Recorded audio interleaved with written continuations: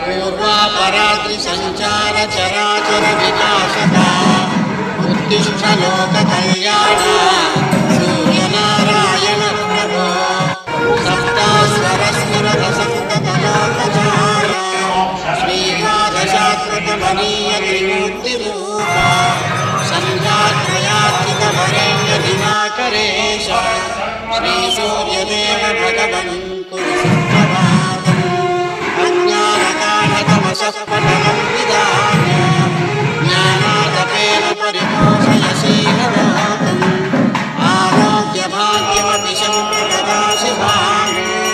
श्रीसूर्यदेव भगवन् कुरु सुप्रभातम् छायापते सकलमानवकर्मसाक्षिन्